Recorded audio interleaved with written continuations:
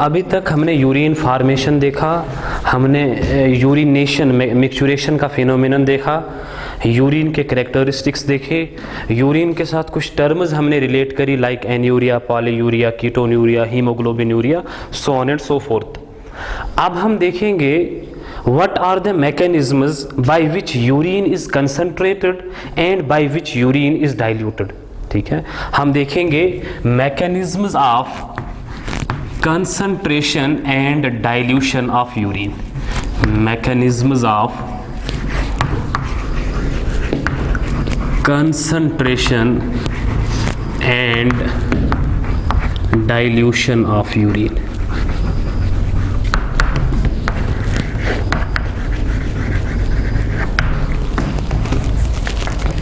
This is the topic of discussion. ठीक है, सबसे पहली बात, कंसंट्रेशन का मतलब कंसंट्रेटेड यूरिन किस यूरिन को बोलेंगे और डाइल्यूटेड यूरिन किस यूरिन को आप बोलोगे। वो यूरिन जिसकी ऑस्मोलैरिटी ज़्यादा होगी देन नॉर्मल, उस यूरिन को बोलेंगे concentrated urine, and that urine जिसकी ऑस्मोलैरिटी कम होगी देन नॉर्मल, उस यूरिन को बोलेंगे हम बेटा डाइल्यूटेड यूरिन। ठीक है, ये हमने पहले ही समझा था कंसंट्रेशन एंड डाइल्यूशन का मतलब क्या है। Now how can urine be concentrated and how can urine be diluted. Let us assume, ये कंसंट्रेशन और डाइल्यूशन समझो आप। लेट अस एज्यूम ये एक कंटेनर है, इस कंटेनर में 1 लीटर ऑफ सॉल्यूशन है। ठीक है, और इसमें बेटा 300 ऑस्मोल्स हैं किसी सबस्टेंस के या किसी सॉल्यूट के। अगर आपको बोला जाए इसकी ऑस्मोलैरिटी कितनी है, it is 300 osmoles per litre. इसकी osmolarity is 300 osmoles per litre. अगर आपको बोला जाए इस सॉल्यूशन को हमें कंसंट्रेट करना है तो हम कैसे कर सकते हैं। एक तरीका ये है कि अगर इसमें वेस्ट प्रोडक्ट या सोल्यूट्स ऐड कर दो आप। Suppose you are adding 100 ml of 100 osmoles of solutes, total osmoles अब बनेंगे 400 in 1 litre. 400 osmoles in 1 liter. Now the osmolarity is 400 osmoles per liter। ठीक है, तो मतलब it is more than 300। Now it is getting concentrated. This solution is now said to be concentrated as compared to the normal solution। तो एक तरीका concentration का ये है कि आप सोल्यूट्स को ऐड कर दो। दूसरा तरीका ये भी हो सकता है, देखिए क्या है, दूसरा तरीका ये है कि आप सॉल्यूशन को ही कम कर दो। लाइक 1 लीटर की जगह पे अगर खाली 500 ml होता, अगर 300 ऑस्मोल्स थे पहले 1 लीटर में, हमने बोला osmolarity is 300 osmoles per litre. अब हमने बोला we want to concentrate it, how can we concentrate, we have to add the solutes. We added 100 osmoles of solutes, तो the osmolarity became 400 osmoles per litre. Now another way of concentration is that कि हमने solution को कम कर दिया या हमने water या solvent को बाहर निकाल दिया। पहले solvent, late us assume water 1 litre था, 1 लीटर में 300 ऑस्मोल्स थे। अब हम बोल रहे हैं 500 ml में ही 3 ऑस्मोल्स हैं। पहले 1 लीटर में 3 ऑस्मोल्स थे, 300 ऑस्मोल्स थे। अब 500 ml में 300 ऑस्मोल्स हैं। तो अगर आपको बोला जाए कैलकुलेट द ऑस्मोलैरिटी, देखिए osmolarity is always defined in terms of 1 litre. ठीक है, if 500 ml contain 300 osmoles, 1 liter will contain 600 osmoles। Multiply करोगे आप 2 फ्रॉम बोथ साइड्स, करो बेटा 2 multiply, it will become 1 litre and it will become 600 osmoles। तो osmolarity now of this solution which contains 500 ml of water and 300 osmoles of this solute, now the osmolarity is 600 osmoles per liter। तो this urine is again, या this solution is again concentrated if we compare it with 300 osmoles per liter वाली solution। तो simply I mean कि अगर आपको किसी solution को concentrate करना है, या आप सोल्यूट ऐड कर दोगे या आप वहां से वाटर या सॉल्वेंट को रिमूव कर दोगे। ठीक है, अब अगर आप किसी सॉल्यूशन को डाइल्यूट करना चाहते हो, ठीक है, if you want to dilute a solution, how can you do that? It is very easy, fundamental mathematics है, बहुत इजी। लेट अस एज्यूम ये एक सॉल्यूशन है, इसमें 300 ऑस्मोल्स हैं सोल्यूट के in 1 litre. Osmolarity is 300 osmoles per litre. Now I want to dilute it. Dilution का एक तरीका ये है कि मैं सोल्यूट कम कर दूं। Now instead of 300, if I have 200 osmoles, now what will be the osmolarity? It is 200 osmoles per liter. It is 200 osmoles per liter. Osmolarity is come as compared to 300. When osmolarity decreases, we can say that it is dilute. It is dilute. ठीक है। Number second तरीका ये है, solute 300 है, 1 litre solution है।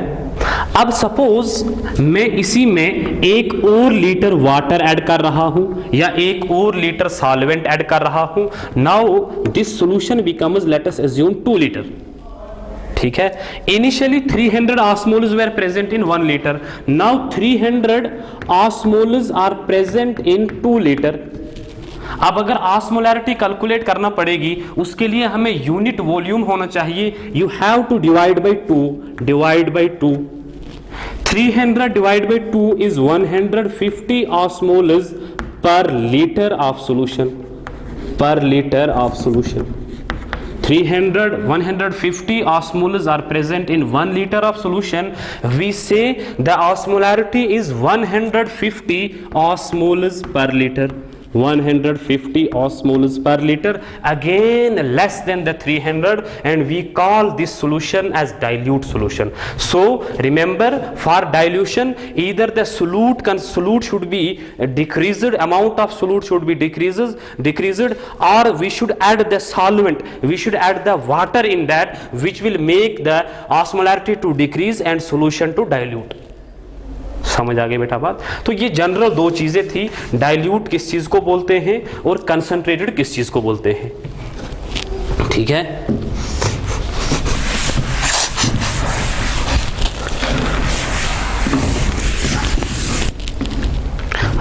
Now why do we want to produce concentrated and diluted urine?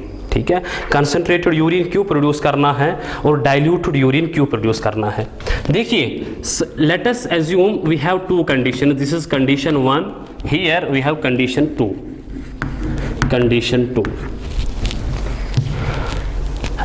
Late us assume यहां पे जो बंदा है उसमें वाटर इनटेक बहुत ज्यादा किया। Water intake is more. जो जब ये बेटा वाटर ज्यादा चला जाएगा बॉडी फ्लूइड्स के अंदर, तो ऑस्मोलैरिटी कम होगी कि ज्यादा होगी?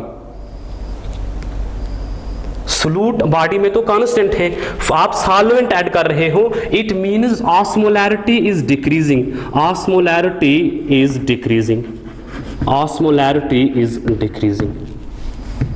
ठीक है, सिमिलरली अगर एक बंदा उसमें वाटर इनटेक बहुत कम है और वाटर लॉस हो रहा है from body, maybe by some mechanism like sweating etcetera. गर्मी में है बंदा, स्वेट हो रहा है, वाटर लॉस हो रहा है। जब बॉडी से वाटर लॉस होगा, सोल्यूट ज्यादा लॉस नहीं हो रहा, तो बॉडी के अंदर सोल्यूट्स की कंसंट्रेशन ज्यादा होगी। वी से ऑस्मोलैरिटी इंक्रीज हो रही है। ठीक है, बॉडी के अंदर ऑस्मोलैरिटी डिक्रीज हुई, यहां पे इस कंडीशन में ऑस्मोलैरिटी इंक्रीज हुई। ये जो ऑस्मोलैरिटी डिक्रीज हो जाती है यहां पे या इंक्रीज हो जाती है वहां पे, इस ऑस्मोलैरिटी को हमें रेगुलेट करना है, इसको हमें मेंटेन रखना है, इसको हमें बैलेंस करना है। वो कैसे करेंगे? देखिए, ऑस्मोलैरिटी डिक्रीज आप समझते हैं, solute solvent is more here and solutes are less. ठीक है, क्योंकि वाटर ज्यादा है, solutes are less. ठीक है, बॉडी की बात हो रही है. अब इसमें क्या होगा कि इस वाले बंदे में जो यूरिन बनेगा, इस यूरिन में लार्ज क्वांटिटीज ऑफ वाटर होंगी, लार्ज क्वांटिटीज ऑफ वाटर होंगी, लार्ज क्वांटिटीज ऑफ वाटर होंगी.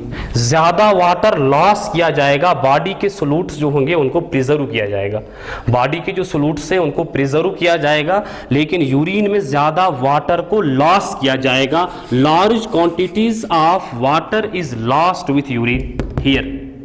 यहां पे ऑस्मोलैरिटी अगर ज्यादा हो गई है, वाटर ऑलरेडी इनटेक कम है, तो body will lose small quantities of water in urine, small quantities of water in urine, small quantities of water will be lost in urine. ठीक है, in condition 1 large quantities of water was lost in urine, in condition 2 small quantities of water was lost in urine. ठीक है, क्यों? क्योंकि वहां पे water ज्यादा था बॉडी के अंदर, ऑस्मोलैरिटी कम हुई थी. यहां पे वाटर कम है, ऑस्मोलैरिटी ज्यादा हुई, तो हम वाटर को प्रिजर्व करना चाहेंगे, कम वाटर लॉस करेंगे. यहां पे वाटर को लॉस करेंगे ताकि ऑस्मोलैरिटी जो है वो इंक्रीज हो जाए. अब देखिए, यहां पे जो वाटर होगा इसके अंदर वेस्ट प्रोडक्ट्स होंगे. These waste products in the urine will form osmoles और सोल्यूट. यहां पे जो यूरिन होगा इसके अंदर भी बेटा वेस्ट प्रोडक्ट्स होंगे. ठीक है, देखिए जो एक नॉर्मल यंग अडल्ट होता है उसकी बॉडी के अंदर 600 osmoles of waste products are produced. ठीक है, ये 600 ऑस्मोल वेस्ट प्रोडक्ट जो है इसको हमें बॉडी से बाहर निकालना है. एक तरीका है जब हम इसको यूरिन के थ्रू बाहर निकालेंगे. ठीक है, this is one way by which waste, this is the way by which waste products are removed from body. Now 600 osmoles, listen here, 600 osmoles will be lost in this case and 600 osmoles will be lost in this case as well. यहां पे 600 osmoles are present in large quantities of water, तो हम बोलेंगे यहां पे dilute water loss हो रहा है, डाइल्यूट यूरिन लॉस हो रहा है, large quantities of dilute urine loss हो रहा है. यहां पे 600 osmoles are present in small quantities of solvent, तो हम बोलेंगे यहां पे कंसंट्रेटेड यूरिन लॉस्ट हो रहा है, कंसंट्रेटेड यूरिन लॉस हो रहा है. ठीक है, so this is why we need to produce dilute urine here, this is why we need to produce concentrated urine here. The reason is that to balance the osmolarity of the body we need to at times produce concentrated urine and at times produce diluted urine. समझ आ गई बेटा इतनी बात?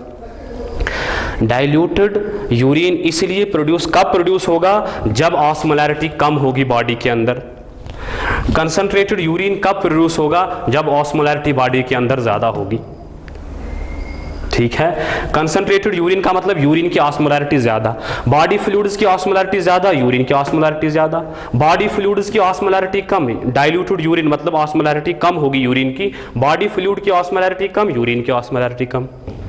ठीक है, this is meant to regulate the osmolarity, this is meant to balance the osmolarity of the body fluids. समझ आ गई बेटा बात? Now how can the urine be concentrated? अब हम देखेंगे एक्चुअली कि यूरिन को कंसंट्रेट कैसे किया जाएगा, वो हमारा टॉपिक है. अब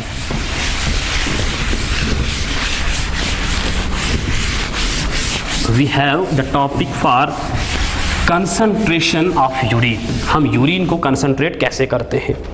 देखिए, concentration of urine is done by counter current mechanism.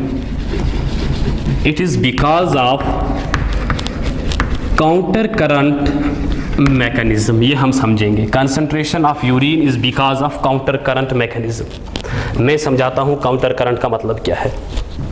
बेटा, let us assume this is Bowman's capsule. ठीक है, दिस इज PCT. ठीक है, this is descending limb of loop of Henley,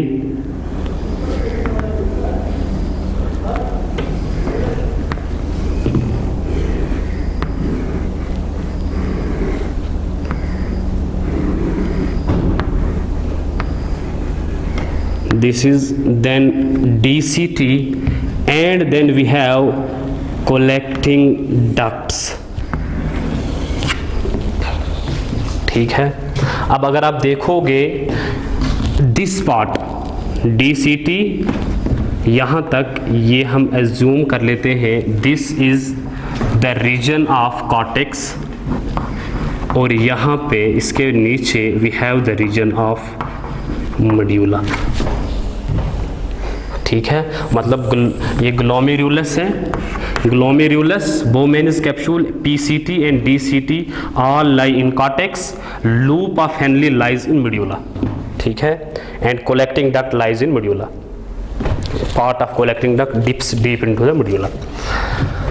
अब इसमें जो काउंटर करंट मैकेनिज्म का मतलब है वो ये है कि यहाँ से फ्लूइड आएगा, ग्लोमेरुलर फिल्ट्रेट आएगा, नीचे वाली डायरेक्शन में ट्रांसपोर्ट होगा, नीचे वाली डायरेक्शन में फ्लो करेगा, दूसरी साइड से because of U shaped arrangement ये ऊपर वाली डायरेक्शन में फ्लो करेगा। It flows in two different direction, on one side it flows downwards and on another side it flows in counter direction, that is why name has been given as counter current mechanism. Counter current का मतलब fluid flows downwards in descending limb and fluid flows in counter direction, in opposite direction, in upward direction in another limb, in ascending limb. ठीक है, ये जो counter current mechanism है, this mechanism is because of two things. It is because of this loop of Henley and this वाजा रेक्टा, this loop of Henle and this vasa recta. Vasa recta and the loop of Henle are two important components which take place in counter current mechanism, and counter current mechanism does play role in concentration of urine. We will understand it, don't worry. Now मैं अभी थोड़ा सा ये कर लेता हूँ साफ, वाजा रेक्टा, बाद में वाजा रेक्टा की बात करेंगे। देखिए, अगर आप, हमें पता है बॉडी के जितने भी फ्लूइड्स होते हैं उनकी ऑस्मोलैरिटी 300 होती है। कॉर्टेक्स में जो इंटरस्टिशियल फ्लूइड होगा इसकी osmolarity 300 milli osmoles per litre होगी। लेकिन अगर आप मेड्यूला की बात करोगे, ऑस्मोलैरिटी इंक्रीजेस इन डाउनवर्ड डायरेक्शन, लाइक यहाँ पे 400 होगी, यहाँ पे 600 होगी, यहाँ पे 800 होगी, यहाँ पे 1000 होगी, and ultimately maximum 1200 milli osmoles per litre तक ऑस्मोलैरिटी पहुंचेगी। ठीक है, कहने का मतलब ये है कि from cortex to deep into the medulla osmolarity increases, from cortex to medulla osmolarity increases। तो हम बोलेंगे medulla is hyperosmolar, पहला पॉइंट आप याद रखिएगा, medulla is hyperosmolar। मैक्सिमम जो ऑस्मोलैरिटी मेड्यूला में पहुंचती है it is 1200 to 1400 milli osmoles per litre. ठीक है, 1200 मिली ऑस्मोल्स पर लीटर और 1200 to 1400 milli osmoles per litre. From cortex to medulla osmolarity increases, which is known as the hyperosmolar medullary interstitial site। ये medulla है, ठीक है, ये है यहाँ तक कॉर्टेक्स, इसके बाद ये मेड्यूला है। मेड्यूला में जो ऑस्मोलैरिटी है वो बेटा वो ज़्यादा होती है, इंक्रीज होती है। ठीक है, इसको बेटा हम बोलेंगे कि मेड्यूला इज हाइपर ऑस्मोलर, या हम बोलेंगे cortex to medulla osmolarity is increasing, या there is gradient of osmolarity. We can say cortico medullary hyper osmolar gradient as well. इसको हम ऐसे भी बोल सकते हैं, cortico medullary hyper osmolar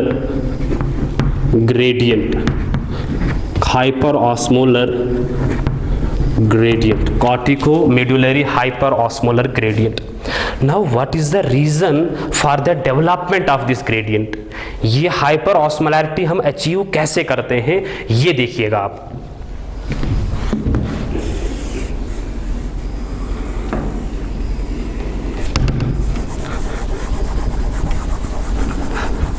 late us assume कि अभी हाइपर ऑस्मोलैरिटी अचीव नहीं की है, अभी यहां पे भी जो ऑस्मोलैरिटी है it is 300, late us assume it, ठीक है। देखिए पीसीटी के बाद जो फ्लूइड निकलेगा उसकी ऑस्मोलैरिटी 300 होगी, यहां पे पहुंचा ऑस्मोलैरिटी 300 होगी, ये फ्लूइड यहां से जाएगा, ठीक है। यहाँ पे this descending limb is impermeable to solutes, तो यहाँ पे कोई सॉल्यूट रीअब्जॉर्ब नहीं होगा, it will move on to the ascending limb, ठीक है। Ascending limb is permeable to solutes but it is not permeable to water, तो असेंडिंग लिम्ब में से क्या होगा कि सॉल्यूट्स रीअब्जॉर्ब हो जाएंगे, मतलब सोडियम क्लोराइड यहां पे एंटर हो जाएगा लेकिन वाटर एंटर नहीं होगा। जब यहां पे सॉल्यूट्स जा रहे हैं वाटर नहीं जा रहा, तो यहां पे ऑस्मोलैरिटी इंक्रीज हुई कि decrease, now it has increased, now यहां पे पहुंच गई ऑस्मोलैरिटी 400, लेकिन यहां पे ऑस्मोलैरिटी कम हो जाएगी, इसके अंदर ऑस्मोलैरिटी कम हो जाएगी, तो हम बोलेंगे यहां पे ऑस्मोलैरिटी इज नाउ 200। समझ आ गई बेटा इतनी बात। पहला मैंने बोला कि लेट अस अज्यूम कि सारी जगहों पे यहां पे 300 milli osmoles per litre osmolarity है। For the first time what happens, this fluid flows from here to here and in the ascending limb solutes get reabsorbed into the medullary interstitial sites। जब solutes medullary interstitial sites में चले जाते हैं, इसकी वजह से medullary interstitial site में osmolarity increase हो जाती है, पहुंचती है 400। लेकिन यहां पे अगर देखोगे, यहां पे solute तो अब कम हो गए, water is present, solute is decreasing, solute is decreasing, solvent is already present, solvent पे कोई चेंज नहीं आ रही, तो यहां पे osmolarity कम होगी, it reaches 200, ठीक है। अब जब दूसरी बार यहां पे फ्लूइड आएगा, ठीक है, यहां पे जब 300 मिली ऑस्मोल्स वाला फ्लूइड पहुंचेगा, हमें पता है descending limb is permeable to water only, थोड़ा बहुत यहां से वाटर लॉस होगा, 10 to 20% water is lost such that it becomes in equilibrium with it, ठीक है। लेकिन जब देखिए बेटा डिसेंडिंग लिम्ब में से वाटर लॉस हो गया, सोल्यूट्स मौजूद है, सोल्यूट्स लॉस नहीं हो रहे, तो solutes are getting concentrated, solutes की कंसंट्रेशन इंक्रीज हो रही है, यही फ्लूइड पहुंचेगा इस असेंडिंग लिम्ब में। जब असेंडिंग लिम्ब में पहुंचा, यहां पे अब सोल्यूट्स की कंसंट्रेशन बहुत ज्यादा है, ascending limb will push the solutes here, more solutes here, ascending limb ज्यादा सोल्यूट्स को इस स्टेशन पे भेजेगा, इस स्पेस पे भेजेगा, इस जगह पे भेजेगा, वाटर तो नहीं जाएगा, खाली सोल्यूट्स जा रहे हैं। Now osmolarity is more increasing, it reaches 500. Similarly third turn में it reaches 600, then 700, 800, ultimately it reaches maximum of 1200, ठीक है। तो this is one reason कि solutes are getting reabsorbed from ascending limb of loop of Henle, which plays a role in hyperosmolarity of medulla, ठीक है। एक चीज। Number second ये है, अगर आप देखोगे जब यहां से सोल्यूट रीअब्जॉर्ब हो रहे हैं, वाटर रीअब्जॉर्ब हो रहा है, लेकिन यूरिया की रीअब्जॉर्प्शन बहुत कम होती है। डीसीटी में फ्लूइड पहुंचता है, डीसीटी में भी यूरिया की एब्जॉर्प्शन नहीं होती, अल्टीमेटली कलेक्टिंग डक्ट में फ्लूइड चला जाता है या कलेक्टिंग ट्यूब्यूल में फ्लूइड चला जाता है। जब last part, terminal part of collecting tubule में पहुंचता है, यूरिया की कंसंट्रेशन बहुत ज्यादा हुई होती है, because water is getting reabsorbed, other solutes are getting reabsorbed, but urea is not getting reabsorbed quickly, urea reabsorb नहीं होता। जब यूरिया रीअब्जॉर्ब नहीं होता तो यूरिया की कंसंट्रेशन इस जगह पे ज्यादा हो जाती है।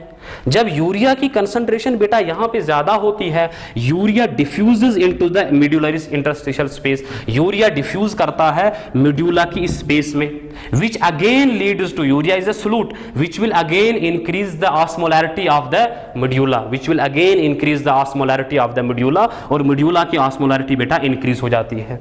Now remember, इस जगह पे क्यों, बाकी जगहों पे यूरिया क्यों नहीं डिफ्यूज कर सकता? रीजन ये कि इस लोकेशन पे यूरिया के लिए ट्रांसपोर्टर्स होते हैं, we have urea transporters here, ठीक है, and these urea transporters function in response to ADH, anti diuretic hormone, ये हमने बात करी है, ठीक है, तो इस जगह पे यूरिया ट्रांसपोर्टर्स होते हैं, ये यूरिया यहां पे पहुंच जाता है, which increases the osmolarity of the fluids. फिर यहां से कुछ यूरिया इसके अंदर असेंडिंग लिम्ब के अंदर चला जाता है, डिफ्यूज होता है, फ्लो करता है यहां से, अल्टीमेटली रिसाइकल करता रहता है, थोड़ा थोड़ा एक्सक्रीट भी होता रहता है। समझ आ रही है बेटा बात? ठीक है, तो हम बोलेंगे मेड्यूलरी अगर हाइपर ऑस्मोलर है तो उसका एक रीजन ये है कि thick ascending limb is permeable to solutes only which plays role in medullary hyper osmolarity. Second reason is that urea is getting diffused from the terminal part of collecting tubule which also leads to increase in osmolarity of the medulla. ठीक है, around 40 to 50%, listen it this statement carefully, around 40 to 50% osmolarity is contributed by urea. Around 40 to 50% of this hyperosmolarity of medulla is provided by the urea. ठीक है, इतना समझ आ गया? ये है कि भाई मेड्यूला के अंदर हाइपर ऑस्मोलर मेड्यूला कैसे बनता है। नाउ मैंने एक बात आपको बोली थी कि यहां पे 400 होगा, यहां पे 600 होगा, देन 800 होगा, देन 1200 होगा, मतलब there will be a gradient. ठीक है, अब ये ग्रेडियंट कैसे बना? ठीक, मैं इसका रीजन बोलता हूं आप लोगों को, ऐसे सुनिए आप।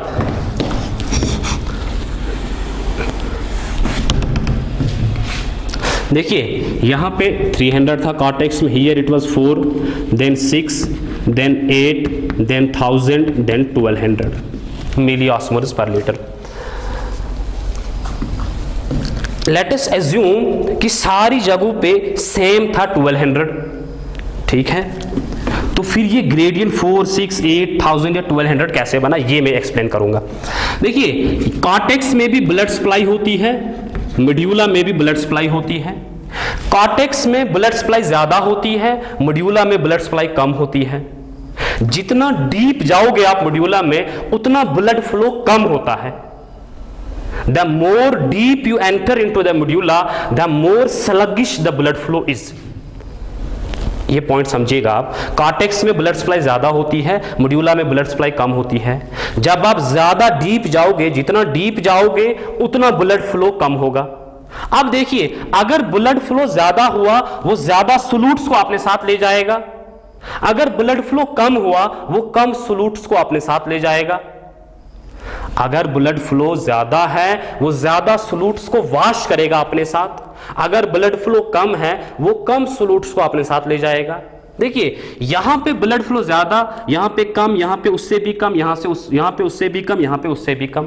इसकी वजह से क्या होगा, यहां से ज्यादा सोल्यूट्स चले जाएंगे, यहां से थोड़े कम, यहां से और थोड़े कम, यहां से और थोड़े कम, यहां से और थोड़े कम। ठीक है, तो यहां पे सोल्यूट ज्यादा चले जाते हैं ब्लड के साथ तो सोल्यूट यहां पे बहुत कम रहेगा। यहां पे थोड़े कम चले जाते हैं तो as compare to it solute थोड़ा सा ज्यादा रहेगा। सिमिलरली यहां पे थोड़ा सा ज्यादा सोल्यूट होगा, यहां पे थोड़ा सा ज्यादा होगा, यहां पे थोड़ा सा ज्यादा होगा। उसका रीजन ये कि वाटर ब्लड फ्लो यहां पे कम होता है, सोल्यूट ज्यादा एब्जॉर्ब नहीं होते, सोल्यूट ज्यादा वॉश अवे नहीं होते। This is why a gradient is created in the medullary in case of medullary osmolarity. समझ आ गई बेटा बात? समझ आ गई बेटा बात? This increase in the osmolarity is known as counter current multiplier. ठीक है, 300, then 400, 600, 1000, 1200. This is known, this increase in the medullary osmolarity, this mechanism is known as counter current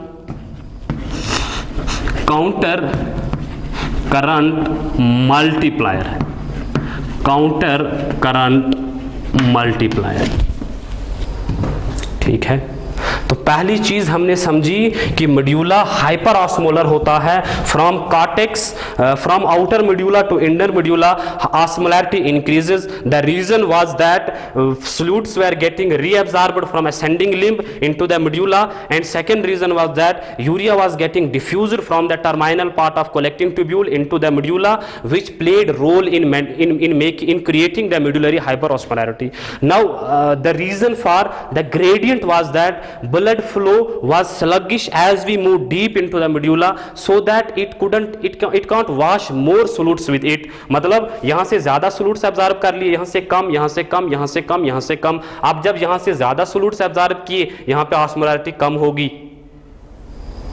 यहां से और कम, जहां से कम solutes absorb किए, यहां से osmolarity ज्यादा होगी, क्योंकि solutes यहां पे मौजूद रहेंगे. समझ आ रही है बात? इस बात पे आप थोड़ा समझो कि मैं क्या बोल रहा हूं. ठीक है. तो this mechanism is known as counter current multiplier. तो काउंटर करंट मैकेनिज्म में एक पार्ट काउंटर करंट मल्टीप्लायर है, by which medullary space becomes the hyper osmolar. ठीक है. Now second thing is that how this osmolarity is maintained. इस osmolarity को maintain कैसे रखा जाता है? Now how the osmolarity is maintained. अब ये ऑस्मोलैरिटी को मेंटेन कैसे किया जाता है? देखिए, maintenance of osmolarity is a function of vasa रेक्टा. ये वाजा रेक्टा मान लो बेटा आप,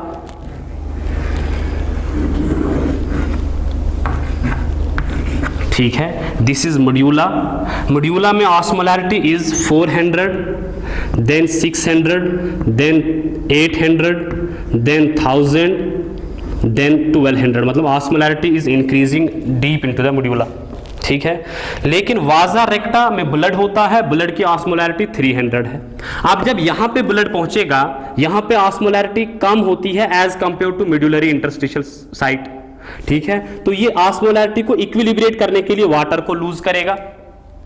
ठीक है. It will lose water. जब ये वाटर को लूज करेगा तो यहां पे ब्लड की ऑस्मोलैरिटी इंक्रीज हो जाएगी. ब्लड की ऑस्मोलैरिटी विल इंक्रीज. ठीक है.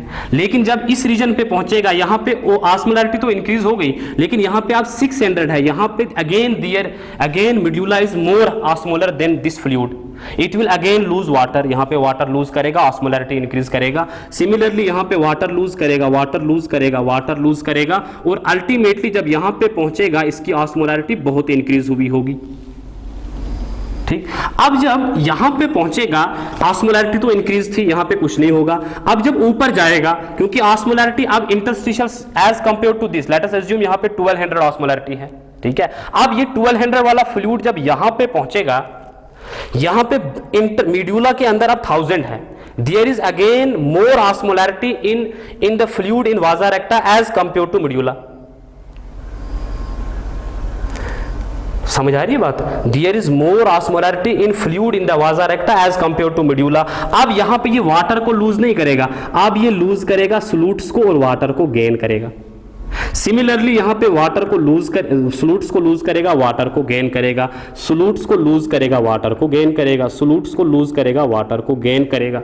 ठीक है. मतलब ये हुआ, जब ये नीचे की तरफ जा रहा था, फ्लूइड वाजा रेक्टा के अंदर ऑस्मोलैरिटी इंक्रीज कर रहा था, लेकिन जब ये वापस जा रहा है तो ये अपनी ऑस्मोलैरिटी दोबारा डिक्रीज कर रहा है, क्योंकि इसको मेडुला की ऑस्मोलैरिटी मेंटेन करके रखनी है. अगर ये अपनी ऑस्मोलैरिटी यहां से डिक्रीज ना करेगा, अगर ये सोल्यूट इस मेडुला में दोबारा नहीं डाले इसने, तो मतलब फिर मेडुला की ऑस्मोलैरिटी मेंटेन नहीं रहेगी. In order to maintain the osmolarity, here it is increasing the osmolarity, here it is decreasing the osmolarity so as to keep the osmolarity of the medulla constant. ठीक है. तो it is this U-shaped arrangement, this U-shaped flow of blood which maintains the osmolarity of the medulla. ठीक है. And this mechanism is known as counter current exchanger. Counter current exchanger. It is known as counter current exchanger. यहां पे water अंदर की तरफ water loose कर रहा है, यहां पे वाटर गेन कर रहा है. It is exchanging. ठीक है. एक साइड में वाटर दे रहा है, दूसरी साइड में वाटर ले रहा है. ठीक है. It is exchanging. So it is known as counter current exchanger. Counter current इसलिए because blood is flowing in downward direction and blood is flowing in upward direction. ठीक है. तो अभी तक हम बात कर रहे थे कि भाई मेडुला के अंदर हाइपर ऑस्मोलैरिटी कैसे आई और ये हाइपर ऑस्मोलैरिटी को मेंटेन कैसे किया. इस मेंटेनेंस के लिए यू शेप्ड अरेंजमेंट बहुत जरूरी है. ठीक है. अब अगर ये ऐसा ना होता, अगर ये सपोज यहीं से वेन में ड्रेन कर देता, तो क्या ये इसकी ऑस्मोलैरिटी यहाँ पे इंक्रीज हो रही थी, क्या ये दोबारा लूज कर पाता ऑस्मोलैरिटी? इट कुडंट लूज, ये अपनी ऑस्मोलैरिटी को लूज नहीं कर पाता, मेड्यूला की ऑस्मोलैरिटी डिक्रीज हो गई होती। ठीक है, कहने का मतलब ये है it is this U shaped arrangement of vasa recta which maintains the hyper osmolarity और osmotic gradient of the medulla. समझ आ गई बेटा बात? So in counter current mechanism we create the medullary hyperosmolarity by counter current multiplier formed by loop of Henle, and we maintain the medullary hyperosmolarity by counter current exchanger formed by vasa recta। ठीक है, अब हम देखेंगे कि concentrate कैसे होगा urine. अभी तक हमने देखा कि भाई अगर आप किडनी में बाहर से अंदर की तरफ आएंगे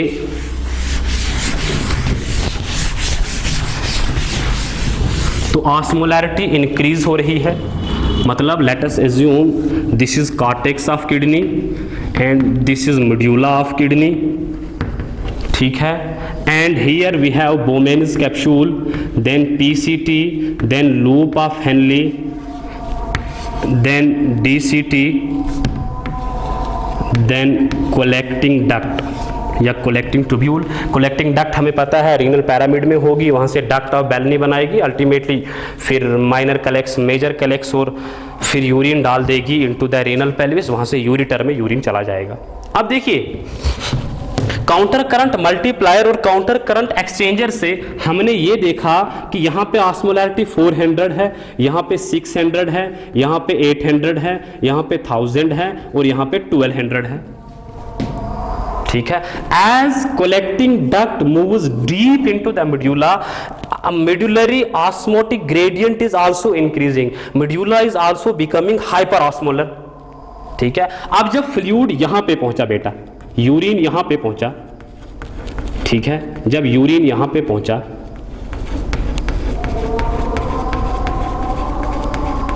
ठीक है, जब यूरिन कलेक्टिंग डक्ट में पहुंचता है, लेट अस अज्यूम यूरिन की ऑस्मोलैरिटी 500 है या 400 है या 3, लेट अस अज्यूम 300 कुछ है, यूरिन की ऑस्मोलैरिटी 300। ठीक है, जब यूरिन की ऑस्मोलैरिटी 300 है, बाहर ऑस्मोलैरिटी 400 है, इट विल लूज वाटर, ये वाटर को रीअब्जॉर्ब करेगा, यहां से वाटर को रीअब्जॉर्ब किया जाएगा, वाटर को रीअब्जॉर्ब किया जाएगा, रीअब्जॉर्ब किया जाएगा, रीअब्जॉर्ब किया जाएगा और ultimately this urine will be made to enter into urinary bladder via pathway, proper pathway. तो कहने का मतलब ये है कि जब यूरिन कलेक्टिंग डक्ट में से फ्लो करता है, मेड्यूलरी ऑस्मोटिक ग्रेडियंट की वजह से वाटर को रीअब्जॉर्ब किया जाता है, वाटर रीअब्जॉर्ब हो गया, जब वाटर रीअब्जॉर्ब हो गया, कलेक्टिंग डक्ट में सॉल्यूट्स रीअब्जॉर्ब नहीं होते, जब सॉल्यूट रीअब्जॉर्ब नहीं होगा, खाली वाटर रीअब्जॉर्ब होगा, urine will become concentrated, this urine becomes concentrated, this urine becomes concentrated, और वाटर रीअब्जॉर्ब करने से वाटर को प्रिजर्व किया जाता है और यूरिन को कंसंट्रेटेड किया जाता है। This is how urine is concentrated inside the body.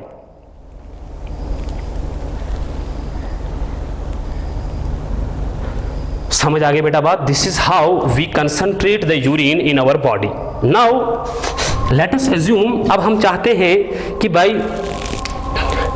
Urine को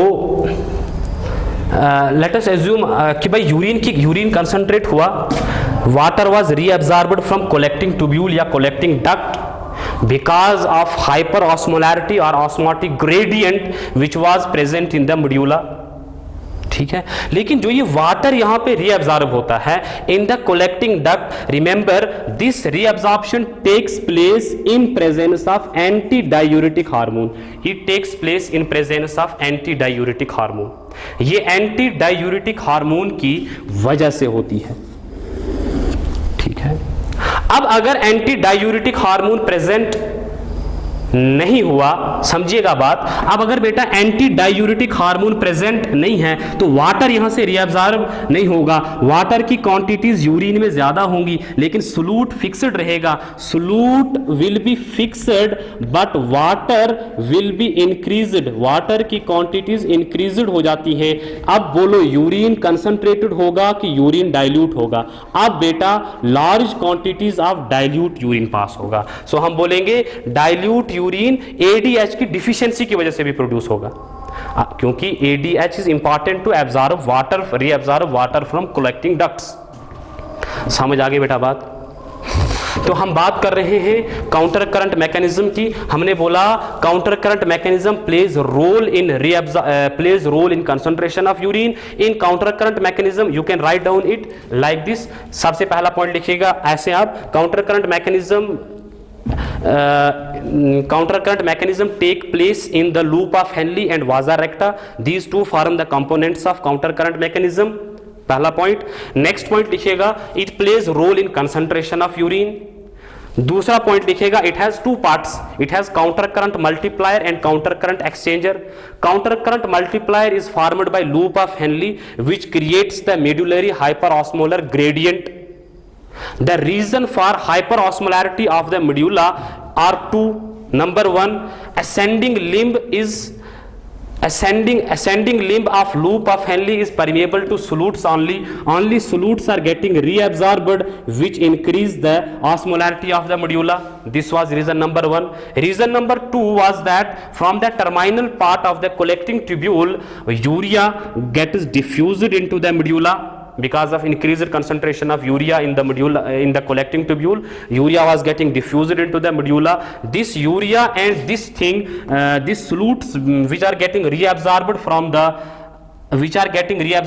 the ascending limb create the medullary hyperosmolar gradient.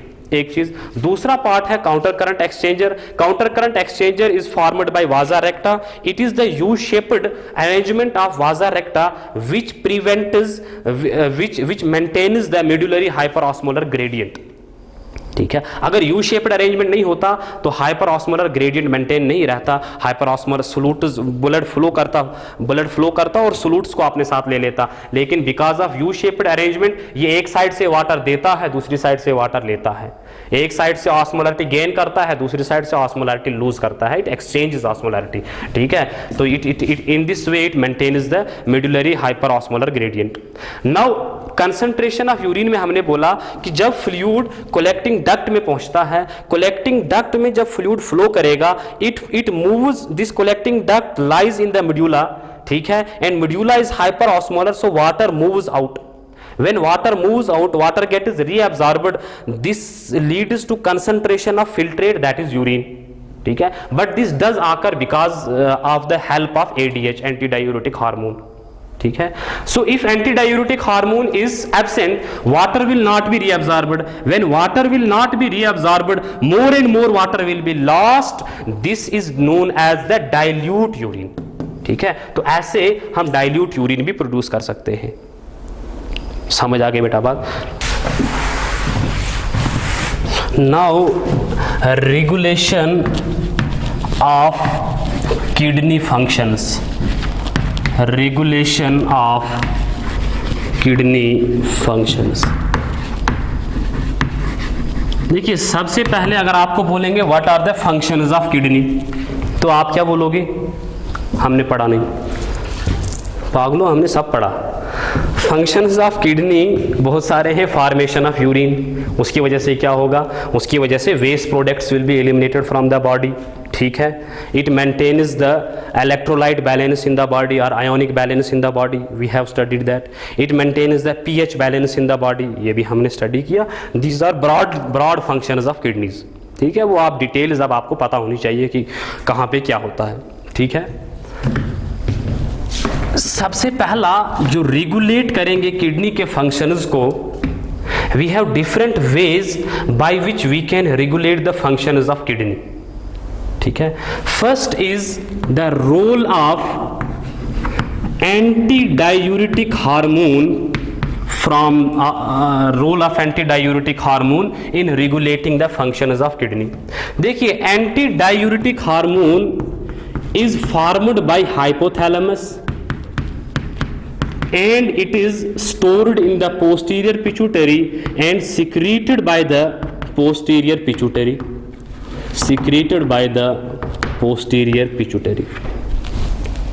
अगर आप देखोगे एंटी डायूरेटिक हार्मोन का फंक्शन क्या है, anti diuretic hormone distal collecting tubule और distal convoluted tubule and collecting tubule पे act करता है और वहां से बेटा वाटर को रीअब्जॉर्ब करवाता है।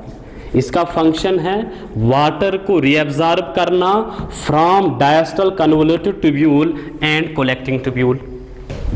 ठीक है, देखिए लेट अस एज्यूम कि भाई हमारे बॉडी में बॉडी के जो फ्लूइड्स हैं या वाटर इनटेक जो है, वाटर इनटेक वो ज्यादा है। अगर वाटर इनटेक बेटा ज्यादा हुआ तो what will happen to the osmolarity of the body fluids? तो बेटा ऑस्मोलैरिटी बॉडी फ्लूइड्स की कम होगी, osmolarity will decrease, osmolarity will decrease, क्योंकि वाटर ज्यादा हो रहा है, सॉल्वेंट ज्यादा हो रहा है, तो ऑस्मोलैरिटी बॉडी फ्लूइड्स की कम हो जाएगी। ठीक है, जब ऑस्मोलैरिटी बॉडी फ्लूइड्स की कम होगी, it is sensed by osmo receptors. ये हमारे ब्रेन में होते हैं बेटा osmo receptors, it is sensed by osmo receptors. ठीक है, जब ऑस्मो रिसेप्टर्स को ये लगता है कि भाई ऑस्मोलैरिटी कम हो गई, मतलब we have more fluid in the body, we have more solvent than the solutes. ठीक है, इट इनहिबिट्स एडीएच, तब एडीएच की सिक्रीशन को इनहिबिट किया जाएगा। जब बेटा एडीएच को इनहिबिट किया जाएगा, एडीएच का काम था डीसीटी और कलेक्टिंग ट्यूब्यूल्स में से वाटर को रीअब्जॉर्ब करना। अब अगर इस एडीएच इनहिबिट हो गया, एडीएच नहीं बन रहा, तो क्या बेटा वाटर रीअब्जॉर्ब हो पाएगा? नहीं। अब वाटर रीअब्जॉर्ब नहीं हो पाएगा। जब वाटर रीअब्जॉर्ब नहीं होगा, उसका मतलब यह हुआ कि वाटर एक्सक्रीट होगा बाहर, वाटर ज्यादा लॉस होगा, more water will be lost, more water will be lost, more water will be lost in urine. अब बेटा वाटर को हम यूरिन में ज्यादा लॉस कर रहे हैं। जब ज्यादा वाटर यूरिन में लॉस हो रहा है, when more water is getting lost in urine, इसका मतलब यह हुआ कि बॉडी फ्लूइड्स की अब ऑस्मोलैरिटी इंक्रीज हो रही है। नॉर्मली ऑस्मोलैरिटी वाज कम, now we are removing the solvent that is water. ठीक है, we are not letting the water to get reabsorbed, we are excreting the water from the body. जब हम solvent को excrete कर रहे हैं, बाहर निकाल रहे हैं, इसकी वजह से अब ऑस्मोलैरिटी इंक्रीज हो जाएगी। ठीक है, this is one way how osmolarity is maintained. If opposite happens like this, if osmolarity of body fluid increase अगर हो गई, अगर बेटा ऑस्मोलैरिटी बॉडी फ्लूइड्स की इंक्रीज हुई, it will be sensed by osmoreceptors, osmoreceptors sense करेंगे, and osmoreceptors will cause release of ADH, they will stimulate the release of ADH, ADH की release हो जाएगी। अब जब ADH रिलीज हो गया, it will lead to reabsorption of more water will enter into the blood। जब ज्यादा solvent enter होगा तो ऑस्मोलैरिटी कम हो जाएगी, कंसंट्रेशन कम हो जाएगी। This is how ADH plays role in regulation of osmolarity or regulation of kidney functions। Now if by any disease ADH is not present, ठीक है, अब अगर सपोज ADH एब्सेंट है या ADH फंक्शन नहीं कर पा रहा या किडनी ADH को रेस्पॉन्ड नहीं कर पा रही, तो क्या होगा उस कंडीशन में? आप खुद अपना कॉमन सेंस भी अप्लाई कर सकते हैं, करो अप्लाई। क्या वाटर रीअब्जॉर्ब होगा? ADH एब्सेंट है, वाटर रीअब्जॉर्ब DCT और कलेक्टिंग ट्यूब्यूल्स में से नहीं होगा। जब वाटर रीअब्जॉर्ब नहीं होगा, इसका मतलब large quantities of water will be lost, large quantities of water will be lost in urine. अब बोलो, अगर यूरिन में वाटर ज्यादा है, हमें पता है वेस्ट प्रोडक्ट 600 ये ऑस्मोल्स ही हैं, वाटर लेकिन ज्यादा हो गया, यूरिन डाइल्यूट होगा कि concentrated? Urine will be diluted. Large volumes of dilute urine will be passed in deficiency of ADH, and that disease is known as diabetes insipidus, diabetes insipidus, diabetes insipidus. तो अगर आपको बोला जाए what is diabetes insipidus, it is a disease related to ADH. ADH is absent, large volumes of urine are lost and that urine is dilute because it contains more volumes of water. ठीक है, तो ये है पहला role of ADH in regulating the kidney function. Now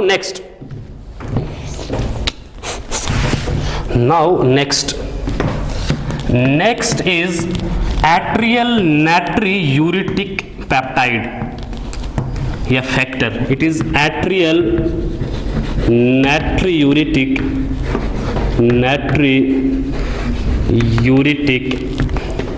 factor. It is a protein or peptide which is produced by cells, some special cells of atria. अब देखिए ये कैसे रेगुलेट करेगा. Let us assume कि बाई ब्लड का volume ज्यादा हो गया, by increasing the intake of water, blood volume ज्यादा हो गया. ठीक है, ये ब्लड एट्रिया में भी तो जाएगा. जब ज्यादा ब्लड वॉल्यूम एट्रिया में पहुंचेगा, ये एट्रिया मान लो यहां पे ब्लड वॉल्यूम इंक्रीज हो गया. ठीक है, it will increase the stretch on atrial wall. Atrial wall will be stretched. ठीक है, जब एट्रियल वॉल पे स्ट्रेच पड़ेगा, एट्रियल वॉल पे फोर्स एक्सर्ट करेगा, इंक्रीज्ड वॉल्यूम ऑफ ब्लड या इंक्रीज्ड ब्लड प्रेशर, उसकी वजह से it releases atrial natriuretic factor ANF को रिलीज करेगा. This ANF does one thing, it inhibits renin release. यह हमने पढ़ा है पहले ही, रेनिन क्या करेगा, it inhibits renin release. जब बेटा रेनिन रिलीज नहीं होगा तो मुझे बोलो क्या एक एंजियोटेंसिन सेकंड बनेगा? एंजियोटेंसिन सेकंड नहीं बनेगा. Angiotensin second was increasing the blood pressure, now it is decreasing the blood pressure because angiotensin second is not getting formed. Second reason was that angiotensin second was causing release of aldosterone which was again playing role in reabsorption of sodium chloride and water. Sodium और chloride की reabsorption हो रही थी, water उनको follow कर रहा था. तो जब वाटर ज्यादा reabsorb हो रहा था बिकॉज ऑफ एल्डोस्टेरोन, उसकी वजह से ब्लड वॉल्यूम और ब्लड प्रेशर इंक्रीज हो रहा था. लेकिन अब हमने एंजियोटेंसिन को ही ब्लॉक कर दिया, अब हम एंजियोटेंसिन को ही नहीं बनने दे रहे, तो क्या एल्डोस्टेरोन रिलीज होगा? एल्डोस्टेरोन रिलीज नहीं होगा तो एल्डोस्टेरोन का फंक्शन नहीं हो पाएगा, ब्लड वॉल्यूम कम होगा, reabsorption of sodium chloride and water will be decreased which will decrease the blood volume and which will decrease the blood pressure and bring the body to the normalcy. समझ आ गई बेटा बात? मैं दोबारा बोलता हूं, देखिए ANF is atrial natriuretic factor. It is produced by atria of the heart, special cells in the atria of the heart.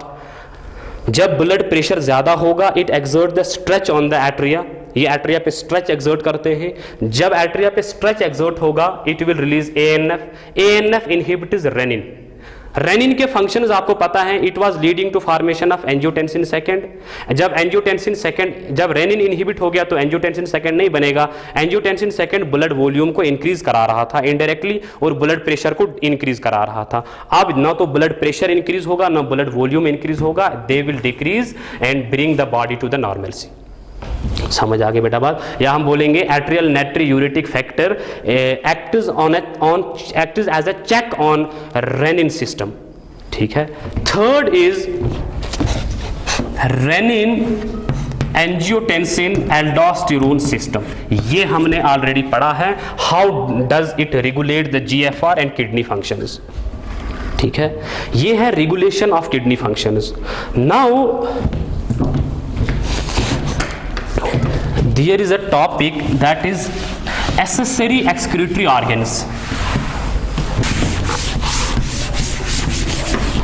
Now accessory excretory organs. देखिए, kidney is the primary excretory organ. Kidney का main excretory product जो था वो nitrogenous wastes थे. Nitrogenous wastes में urea was the main and write down this point, around 20 to 30 gram of urea is excreted per day in the urine. ठीक है, ये point आप याद रखिएगा. In addition to kidney we have certain other excretory organs like lungs. देखिए, lungs जो है ये एक एक्सक्रीटरी प्रोडक्ट है, कार्बन डाइऑक्साइड इसको एक्सक्रीट करते हैं and approximately 200 ml of carbon dioxide is excreted per minute by the lungs. It also plays role in excretion of water as well. Water की माइन्यूट क्वांटिटीज भी lungs के through excrete हो जाती हैं. Similarly liver is accessory excretory organ. Liver drugs को बेटा excrete करेगा, drugs को ब्रेक डाउन करेगा और एक्सक्रीट करवाएगा. लिवर बिलीरुबिन को एक्सक्रीट करवाता है which is a waste product. Liver biliverdin को एक्सक्रीट करवाता है. लिवर कोलेस्ट्रॉल को एक्सक्रीट करवाता है. So on and so forth. मतलब लिवर विटामिन को एक्सक्रीट करवाएगा, हार्मोन्स को एक्सक्रीट करवाएगा. Liver does play role in excretion. ठीक है, this is also an excretory organ. Now skin is also the excretory organ.